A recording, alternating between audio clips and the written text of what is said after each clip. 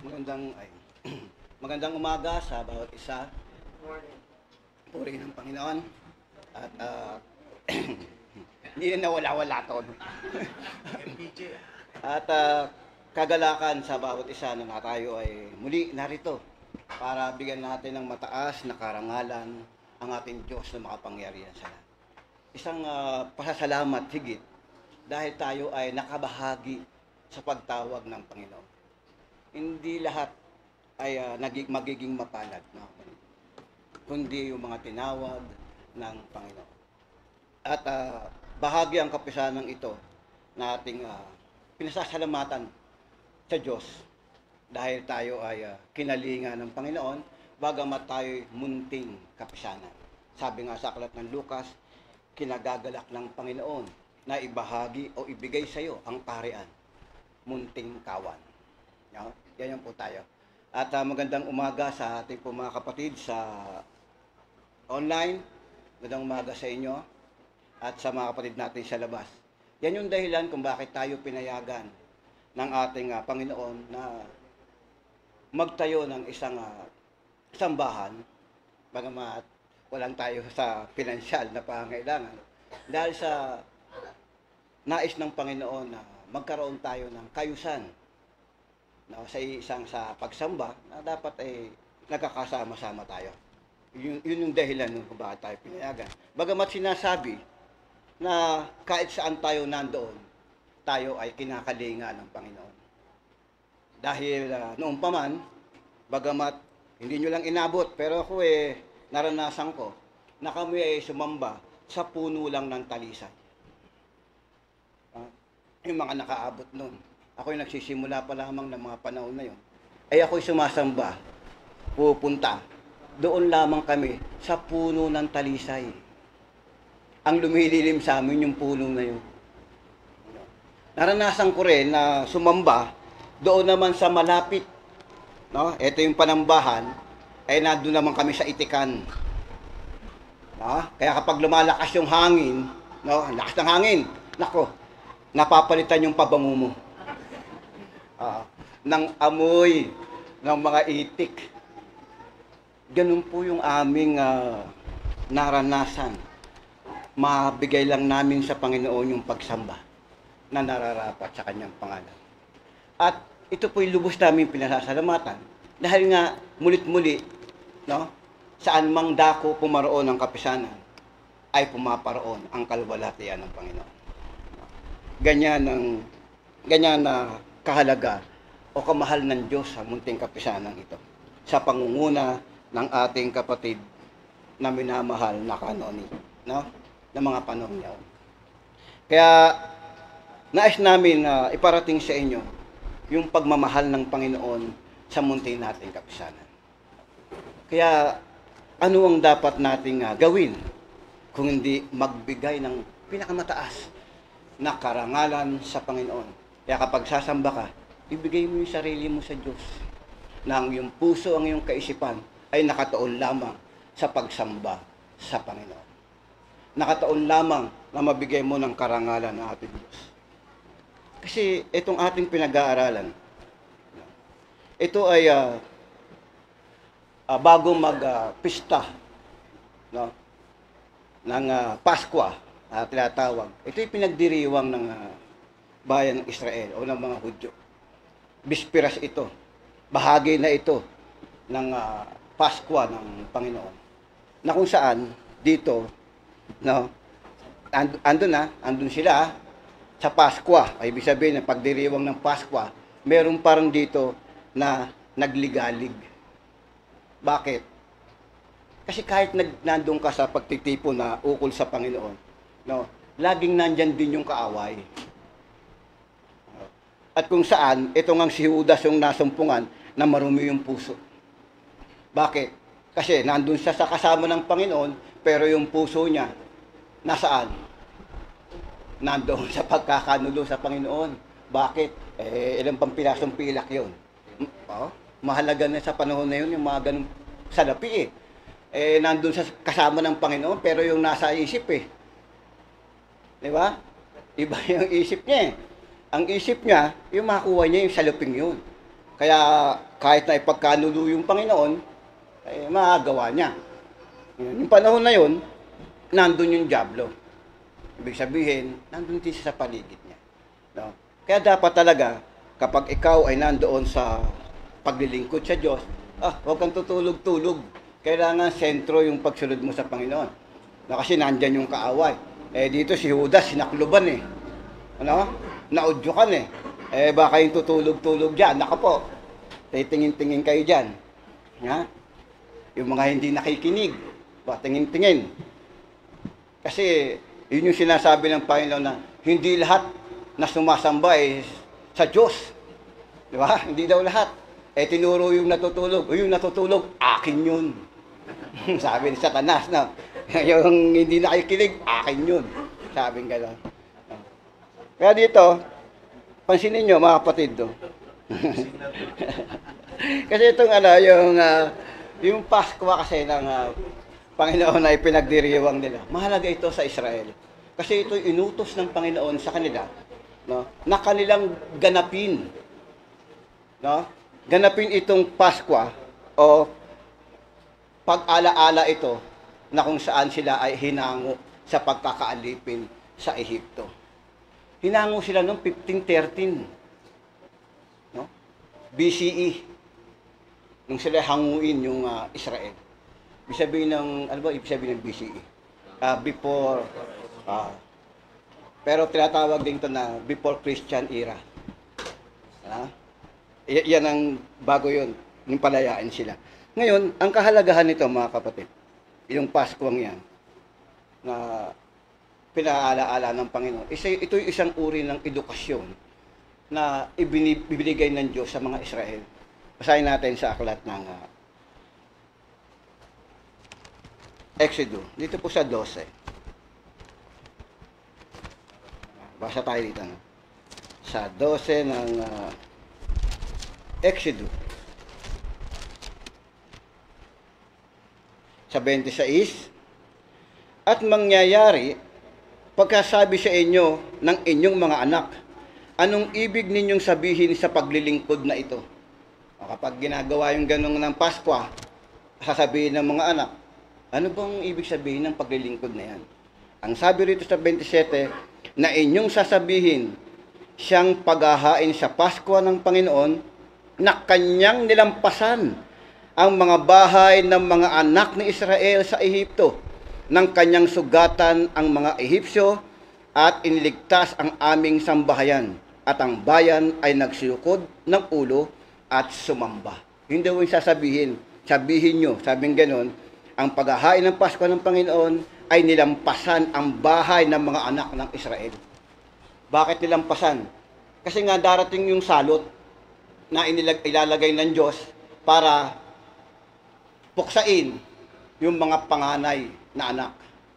Yung mga panganay na anak na yon, no, ay mapupuksa kapag dumating yung salot na yon. Ngayon, nag-utos ang Panginoon na magpahid ng dugo sa pintuan o sa hamba ng pintuan. Ang sino mang magpahid ng dugo na yon, lalampasan nyo ng Panginoon. Kaya nga yung Pasko ay Passover. Sabihin, nilampasan. Lahat ng may pahid ng dugo, lalampasan. Hindi mamamatay yung mga panganay doon. Pero lahat ng wala, lahat ng panganay, mamamatay. Yun po yun. Kaya marami sa mga anak ng Ehipto na panganay, namatay yun.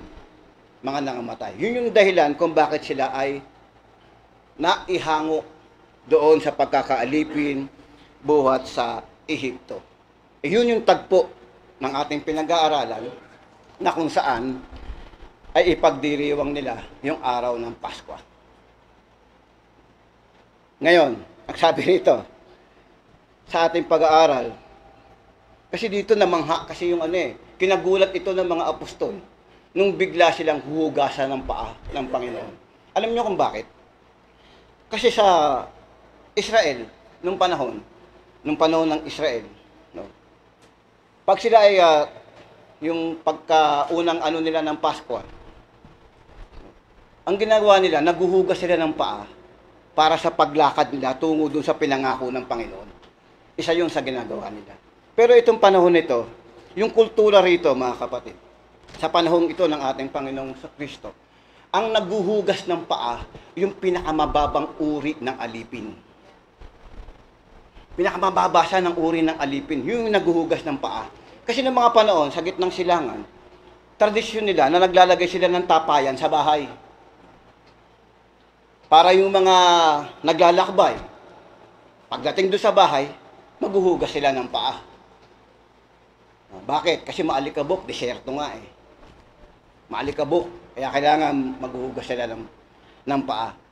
Ngayon sa panahon ng ating Panginoong Kristo, ang kultura rito, yung mga alipin na pinakamababa, yun yung maghuhugas ng mga paa.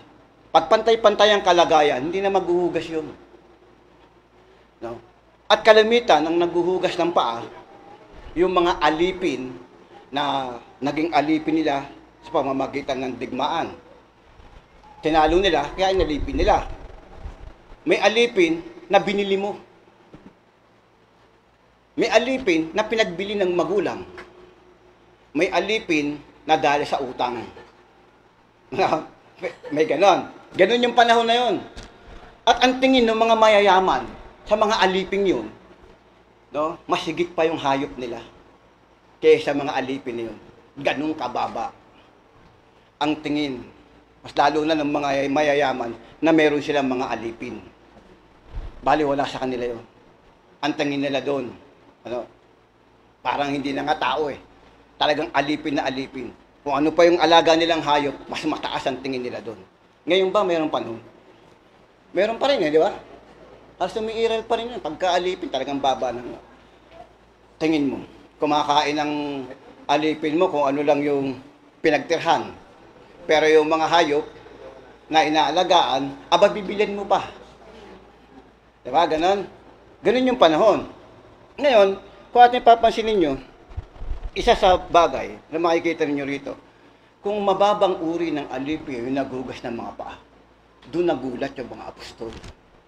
Bakit sila huhugasan? Nasa panahon na yun, yung kinikilala nilang Panginoon. Hindi ba dapat sila yung maghugas ng paa? Yun yung tagpong yun. Kaya sabi ni Pedro, huwag mong hugasan na aking paa. Dahil hindi nga karapat dapat. Dapat siya ang maghuhugas ng paa ng Panginoon. Sila, hindi ang Panginoon. Kaya may malalim na kahulugan yung ating pinag-aaralan. Hindi ito ganun lang siya. Kung mababang uri ng alipin yung mga panahon na yun na dapat maghuhugas ng paa. Meron nga, di ba, hinahalikan pa yung paa. Pag hinahalikan yung paa mo, ibig sabihin nun, siya yung nagpapakain sa'yo. Siya yung nagbibihis sa'yo. Kapag hinahalikan yung paa. Tapos, inaari mo, no, na siya ang iyong Panginoon. Talaga. E, di ba nangyari yan? Nung, sino ba yung babaeng nang makita ang Panginoon eh, pinuntahan ng Panginoon? Di ba? Nag-iiyak doon at hinalikan yung paa ng Panginoon, sabay pinupunasan ng, di ba? Ganun yung nangyari eh. Sabi ng mga parasiyo, kung ito'y propeta, dapat alam niya, yung babaeng nasa kanyang harapan, ay makasalanan. Kaya doon nagbigay ng halimbawa yung Panginoon. Di ba? Sa aklat ng Lucas, di ba? Saan ba yun? Sa 7? Basahin natin. Sa 7. Dito na tayo sa 44.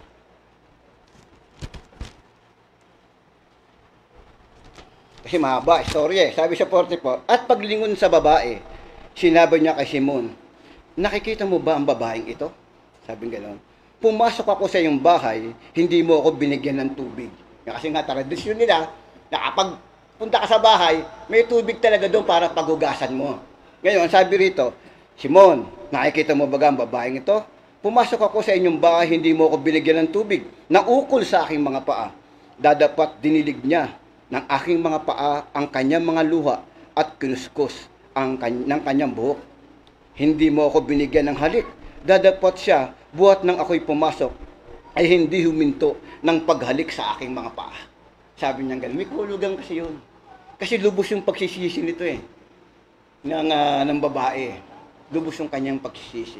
At nakita ng Panginoon doon sa babae. Hindi mo hinugasan ng aking paa, pero itong mga luha na ito ang nagugas sa aking mga paa. Ibig sabihin, itong babaeng to, tinatanggap niya ang ating Panginoon bilang isang Panginoon. At nagsisisi siya doon sa mga kasalanan ng kanyang ginawa. Kaya nga sabi niya rito, sino ba ang papatawarin? Yung may kasalanan, yung mayroong utang na marami o konti yung utang? Sabi ng Panginoon, hindi ba yung may utang na marami? Ibig sabihin, makasalanan tong taong ito. Kaya, nung gawin ito niya, nakita ng Panginoon yung taus-pusong pagsisisi. Ano ang kahulugan nun? No? Tinanggap ng babaeng ito, nakilalanin ng ating Panginoon bilang kanyang Panginoon. Bakit? Kasi nga ang humahalik sa paa, pagkilala yun, na ang taong itong nagbibigay sa akin damit, nagbigay sa akin ang lahat ng aking pangangailangan, at ang taong ito ay kinikilala kong Panginoon. Yun yung ginawa ng babae. Na hinugasan yung paa sa pamamagitan ng doon. Kaya tinanggap yun ng Panginoon. Halubos na pagsisisi ng babae. Ganun po yun po ang ating pinag-aaralan. At makikita nyo mga kapatid, itong tagpong ito na kung saan ipinakikilala ng Panginoon, yung sasapitin niyang kamatayan. Pinag-aaralan natin dati, na sinabi ko nga, parang hindi ka tanggap-tanggap ng ating Panginoong Kristo ay mapapako doon sa krus. Kung talagang titignan. Bakit? Kasi nga, ang pinapako sa krus, makasalanan, mga tulisan, mga masasamang tao, noong mga panahon na yun. At ang simbolo ng krus, kaparusahan, doon sa masasama. Bakit ilalagay mo yung Kristo doon, hindi naman siya masama? Di ba? Parang, hindi deserve na makuha ng Panginoon yun.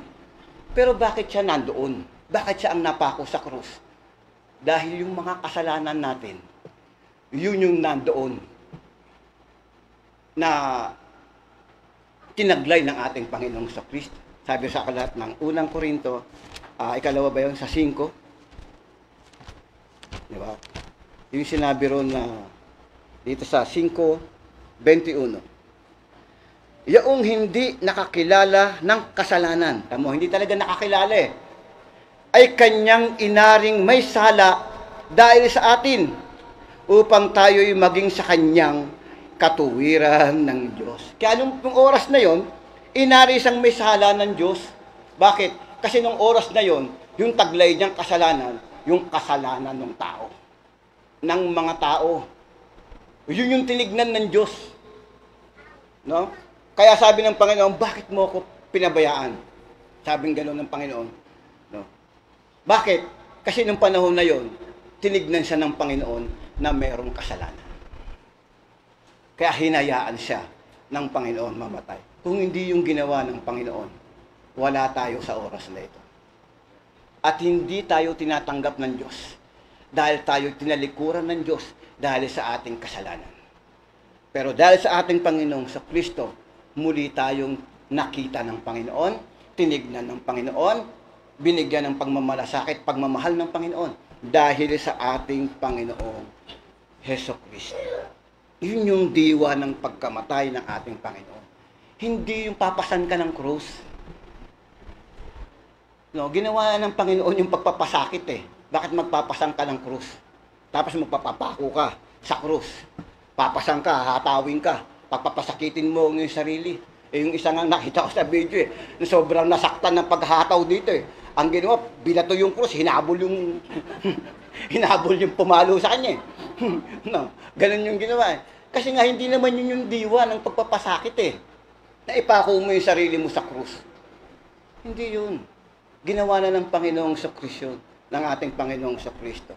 Ang ibig sabihin ng Panginoon, pasanin mo yung krus araw-araw. Anong ibig sabihin nun? Yung papasanin mo na krus araw-araw, yung kanyang kautusan. Pasanin mo yung kanyang kautusan. Kasi magaang lang to, sabi niya, magaang ang aking pamatok. Magiging magaang yun kung sasamahan mo ng pag-ibig, yung pagganap mo sa kautusan ng Panginoon. Kaya nakakalungkot, di ba? Papasinin mo, papapako sa krus, team kung makikita mo. Pero pagkatapos ng lahat ng ito, No? Pagkatapos, nagampanan na, napako sa krus, makikita mo, pagkatapos nung lasinggero pa rin. Pagkatapos nung babaero pa rin. No? Maglalakad ng panuhod, sugat-sugat na yung tuhod. Pero pagkatapos, paglabas ng pagsamba, chismosa pa rin. No? Hindi yun eh. Hindi yun yung diwa eh. Yung diwa na ginampanan ng ating Panginoong Kristo, ang sabi sa aklat ng Korinto, dito sa 5:15, at siya'y namatay dahil sa lahat. Yan yung diwa eh.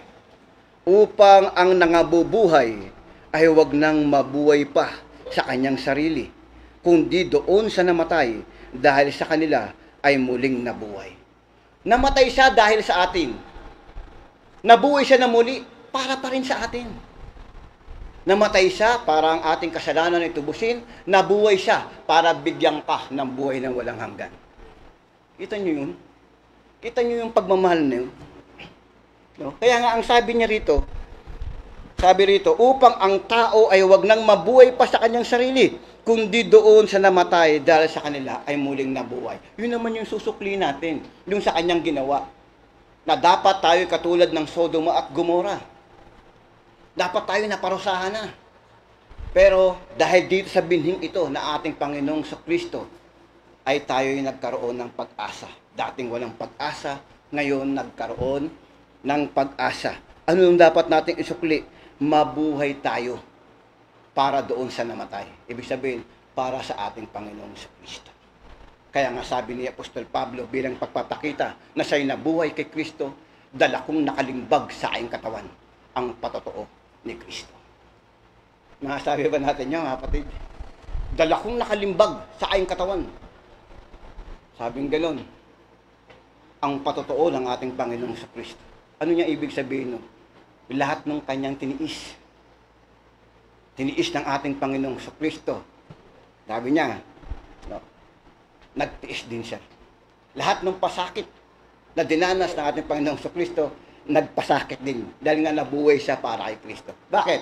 Kasi nga, sabi niya dalang nakalimbag, ibig sabihin, dala niya lahat yung mga sakit, yung palo, yung pilat. May mga pilat na siya eh.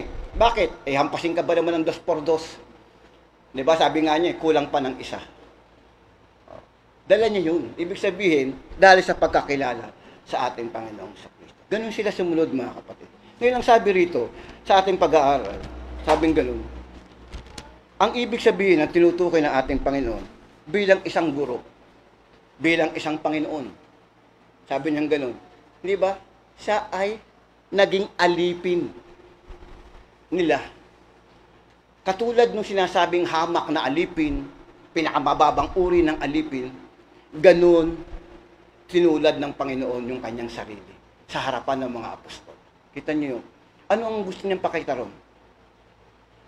Pagsasakripisyo, paglilingkod, at pagpapakumbaba.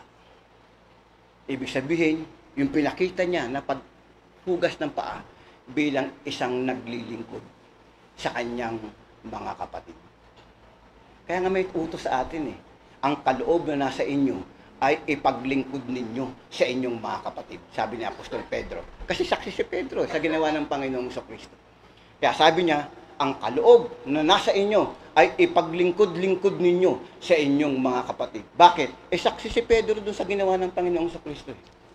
Na si Kristo, bagamat Panginoon, ay naging mababa, uri, naging katulad ng alipin para mapaglingkuran niya ang kanyang mga kapatid. At tayo yun. Nagsakripisyo sa krus. Sa atin din yun dahil. Nagpakumbaba para maipakilala ng Panginoon na ang isang tinawag ng Panginoon ay nagtataglay ng kapakumbabaan. Isa yun sa dahilan. Panginoon to Kaya nga hindi matanggap, wag mong gawin sa akin, sabi ni Pedro Sabi ng Panginoon, kung hindi mo malalaman, kung hindi mo gagawin ito, sabi ng Panginoon, hindi ka magiging bahagi sa akin. Bakit? Kasi hindi mo mauunawaan kung anong ibig sabihin ng ginagawa ko Kung hindi ko gagawin sa iyo, hindi mo mauunawaan ang ibig ko sabihin. Sabi ng ating Panginoong Kristo, hindi mo mauunawaan yun. Pero kung gagawin niya, mauunawaan mo. Ano yung mauunawaan mo? Isa ron, yung magkakaroon ka ng pagpapakumbaba. Kaya kapag ang isang tao natuto ng pagpapakumbaba, tanda yun na ikaw ay may bahagi sa Diyos. May bahagi sa Panginoon. Pero kung wala yun, wala kang bahagi sa Panginoon. Hindi ka ibig sabihin, hindi ka kaano ng Panginoon. Kaya nga sabi niya, wala kang bahagi sa akin. Hindi ka naglilingkod sa kapatid mo, wala kang bahagi sa akin. Kasi nga, ito'y iniiwang kong halimbawa, mapapalad kayo kung ito'y inyong gawin. Kaya kung hindi mo nagagawa iyon, wala kang bahagi sa Panginoon. Yun yung ibig niya sabihin. Yun yung gusto niyang ipakilala sa atin. Na bilang magkakapatid, kailangan natin maglingkuran. Kaya magpasanan kayo ng pasanin sa isa't isa. Dahil may mga pasan na napakabigat sa kapatid mo, pero magaang naman sa'yo. Matutulungan mo siya ron. Magaang sa'yo eh. Di ba? Makakatulong ka para buhatin yung pasan-pasan ng kapatid mo. Yun yung ibig sabihin kung bakit tayo sinasabing paglilingkuran. Kaya nga sabi lang ating Apostol Pedro, kayong mga nangamumuno, di ba sabing gano'n? Huwag kayong magsipagmuno, magsikamit na mayroong kapamahalaan. Bakit? Kasi nga, alam ni Pedro yung turo ng Panginoon. Hindi porket ikaw ay namumuno o nangunguna, ay ikaw ay may pamamahala na sa lahat. Hindi ganoon eh. Yun yung utos na sinasabi. Kaya nga hindi porket meron tayong diakono o namumuno, ay hindi pwedeng, di ba, tinuturuan na maging mababa pa rin. Ganun yung tinuturo sa atin. Kaya kung meron tayong mga kalagayan, na tayo ay nasa paglilingkod, paiiralin pa rin natin yung pangunguna na merong pagpapakumbaba. Pangunguna na merong, tama yun eh. Ganun po yung tinuturo sa atin. Kaya mapalad kayo kung ito'y inyong gawin. Ngayon sa aral ukol dito sa Paskwa, mamaya po, pag gaganapin natin mamaya, ito yung mapapaliwanag ng ating kapatid na Oliver. Kasi nung panahon na sa Exodus 30, mababasa niya sa verse 9, verse 17, ganyan, hanggang 19. Kapag sila'y papasok sa tabernakulo, yung mga Levita, sa pangunguna ni Aaron, meron dun tanso na pinaglalagyan ng tubig. Pagpapasok sila sa tabernakulo, hinuhugasan nila yung kanilang mga paa bago pumasok.